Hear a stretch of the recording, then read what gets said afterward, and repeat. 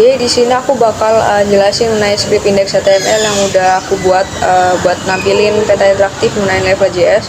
Dan project ini mungkin salah satu contoh sederhana gimana kita bisa nampilin data spasial berbentuk JSON ke dalam peta berbasis web. Dan dalam project ini kita manfaatin beberapa data seperti batas desa, batas kecamatan, jalan, sungai, dan juga ada toponim. Dan selain itu kita juga nampilin data jumlah penduduk dalam bentuk poligon berwarna. Tujuannya mungkin biar kita dapat memahami gimana cara kerja leaflet dalam membaca data, nampilin ke peta, serta ngeberi interaksi berupa pop-up, tooltip, dan control layer. Yang pertama mungkin kita bisa lihat dulu struktur file dalam project ini, di mana folder utama terdapat folder data yang berisi file-file GeoJSON, misalnya batas kecamatan, jalan, sungai, toponim, dan semua file ini yang bakal kita tampilin pada peta. Dan selain itu ada file home marker yang digunain sebagai icon khusus untuk marker pada data toponim, yang dimana file utama yang ngejalanin aplikasi peta adalah index.html.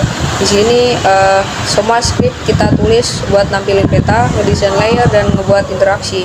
Dan struktur yang rapi mungkin ini menurutku penting ya, karena mudahin kita buat ngelola data spasial, script, dan juga aset gambar.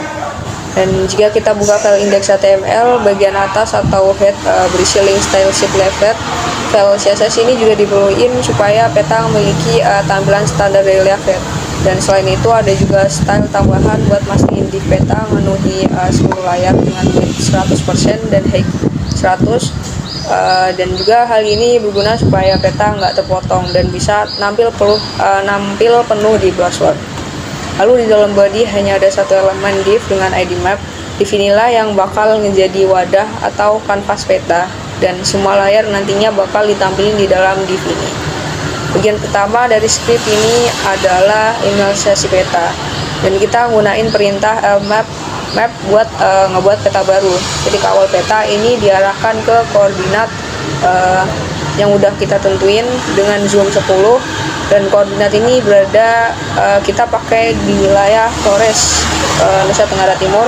Dan setelah itu kita nambahin base map dari OpenStreetMap, dan tile layer ini ditampilkan melalui URL tile, yaitu ini tile OpenStreetMap or ZXY PNG.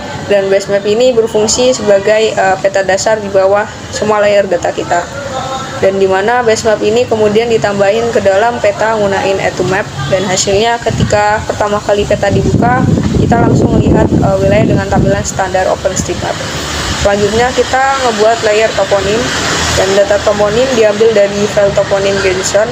Karena bentuk datanya adalah titik, kita nampilkannya gunain marker. Namun marker yang digunain ini bukan marker default dari leaflet, melainkan marker dengan icon khusus, yaitu gambar rumah marker, dan dimana ukuran icon ini diatur 32 pixel dan posisi answer diatur supaya icon nempel pada titik koordinat dengan tepat. Selain itu, setiap marker juga diberi pop-up yang berisi nama toponim dan koordinatnya. Jadi saat marker diklik bakal muncul kotak kecil dengan informasi tersebut. Tidak hanya pop-up, kita juga nambahin tooltip berupa nama toponim. Tooltip ini muncul secara otomatis ketika kursor diarahkan ke marker, dan dengan cara ini pengguna bisa langsung tahu nama lokasi tanpa harus ngeklik marker. Selanjutnya adalah layer jalan. Data ini berupa polyline yang digambar dengan warna merah dan ketebalan garis 3 pixel. File data jalan ini dibaca dari jalan GeoJSON lalu ditambahin ke peta, dan pada setiap segmen jalan kita nambahin tooltip berisi nama unsur jalan. Dan juga tooltip bakal muncul saat pengguna ngarahin ke kursor ke garis. Dan layer ini berguna buat nampilin jaringan jalan utama di wilayah yang kita tampilin.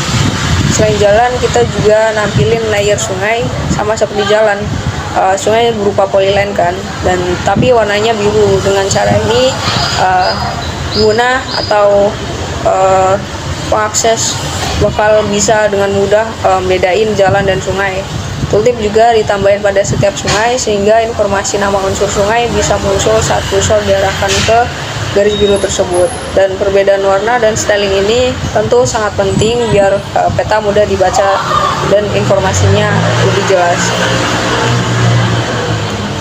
Lalu bagian yang cukup menarik menurutku ini adalah layer jumlah penduduk, yang dimana data ini berasal dari batas kecamatan, dan setiap kecamatan ditampilin dalam bentuk poligon dengan warna berbeda sesuai jumlah penduduk.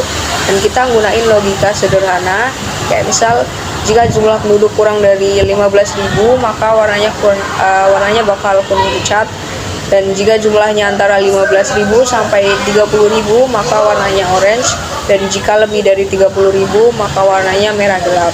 Teknik ini mungkin disebut sebagai corrupted map, dan peta ini banyak digunain buat visualisasi data statistik, misalnya kepadatan penduduk, tingkat pendidikan, atau data ekonomi. Lalu selain pewarnaan, poligon juga bisa diberi batas hitam supaya lebih jelas perbedaan antar kecamatan, dan dengan cara ini pengguna bisa langsung bandingin wilayah berdasarkan tingkat penduduk hanya dengan melihat warnanya.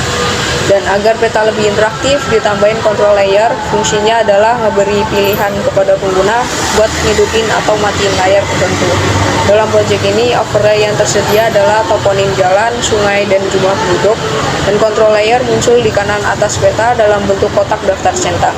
Misalnya pengguna bisa matiin layer jalan biar lebih fokus melihat poligon jumlah penduduk, atau nampilin hanya marker toponim dan sungai saja. Dan fitur ini ngebuat peta lebih fleksibel dan bisa nyesuaiin dengan kebutuhan analisis pengguna. Dan jika semua bagian sudah dijalankan, hasil akhirnya adalah sebuah peta interaktif yang dimana base map dari OpenStreetMap terlihat sebagai peta dasar, dan di atasnya ada poligon warna-warni yang nunjukin jumlah penduduk dan marker rumah untuk setiap toponim, garis merah untuk jalan, dan garis biru untuk sungai. Dan di sebelah kanan atas tersedia kotak kontrol untuk nyalain atau matiin setiap layer. Dan dengan kombinasi ini, peta nggak hanya berfungsi sebagai visualisasi statis, tapi juga bisa diatur sebagai sesuai kebutuhan pengguna. Jadi dapat disimpulin bahwa script ini ngajarin kita dasar-dasar penting dari leaflet, gimana ngebuat peta, nambahin base map, nambahin marker dan polyline, nampilin data poligon dengan crawler pad, serta ngeberi interaktivitas dengan pop-up, tooltip, dan control layer.